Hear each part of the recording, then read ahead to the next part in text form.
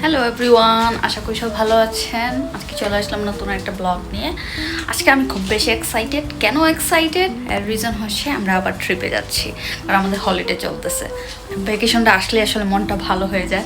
তো আমরা ভাবছিলাম কোথায় যাওয়া যায়, কারণ বেশি দিন হয় না সুইজারল্যান্ড থেকে ঘুরে এসেছি। এখন আবার একটা ইউরোপ ট্রিপ যদি যাই, মানে অনেক বেশি এক্সপেন্সিভ হয়ে যাবে। তাই ভাবছিলাম যে ইউকের মধ্যেই কোথায় যাওয়া যায়। তো ইউকের মধ্যে আমরা খুঁজে পেলাম পেমব্রুকশায়ার হচ্ছে সাউথ ওয়েস্ট ওয়েলসের একটা পার্ট।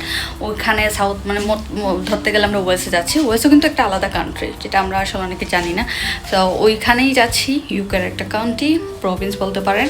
তো ওইখানে যাওয়ার জন্য আমরা এবার ডিসাইড করলাম যে আমরা রান্নাবান্না করে নিয়ে যাব, কারণ আমরা যেহেতু এবার প্লেনে যাচ্ছি না, বাই রোড যাচ্ছি। সো রোড ট্রিপটা অস্থির হয়, তো যেন খাবার দাবার থাকে। যেহেতু আমরা এয়ারবিএনবি বুক করেছি, তো এয়ারবিএনবি মানেই তো আমরা ওইখানে গিয়ে রান্নাবান্না করতে পারবো।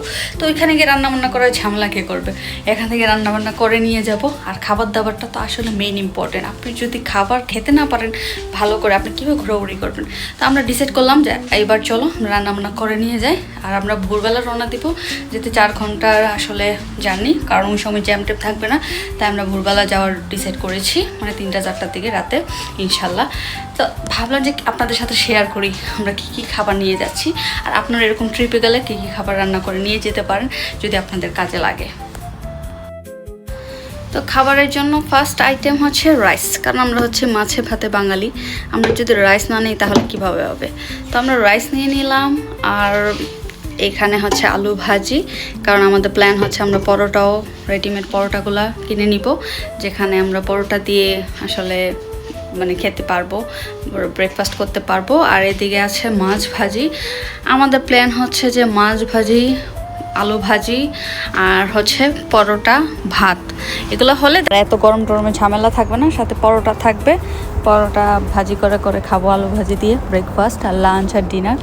এগুলো আসলে আপনারা যারাই কোথাও যাবেন ট্রাই করবেন যে এরকম রান্না করে নিয়ে যেতে, কারণ এক তো হচ্ছে যে আপনাদের খাবারের খরচটা বাঁচতেছে, আর তারপরে দ্বিতীয়ত আপনাদের খাবারটা মন মতো হবে। আর মনে রাখবেন, কোথাও ঘুরতে গেলে যদি মন মতো খেতে না পারেন, ঘোরাঘুরি করে কিন্তু আসলে একটা মজা লাগে না, মানে ভালো লাগে না, এনার্জি যদি না থাকে।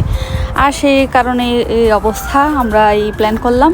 এদিকে হচ্ছে এটা হচ্ছে আমাদের গার্ডেন, ছোট ছোট মরিচ। এই মরিচগুলো খুবই ঝাল এবং পুরো বোম্বে মরিচের মতো স্মেল দেয়, মানে এত এত ভালো লাগে খেতে। আর এদিকে আরও অনেক কিছুই আছে। এটাও একটা মরিচ গাছ, ছোট ছোট মরিচ লাল লাল, সব মিলিয়ে গার্ডেনটা কিন্তু সেই। এখানে টমেটো আছে, এখান থেকে টমেটো নিয়ে আমরা খেতে পারি। আসলে দেশের বাইরে শাকসবজি করলে আরও একটা লাভ আছে, কারণ দেশের বাইরে শাকসবজি অনেক বেশি এক্সপেন্সিভ। তো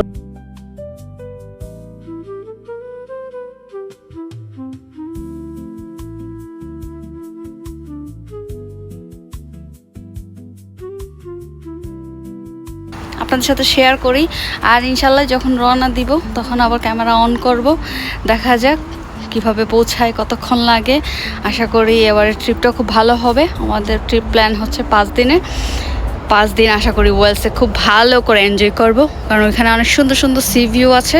তো আমাদের ইচ্ছা আছে যে সি বিচে এবার আমাদের হলিডেটা আমরা কমপ্লিট করব। এই তো কথা হবে নেক্সট যখন আবার ক্যামেরা অন করব।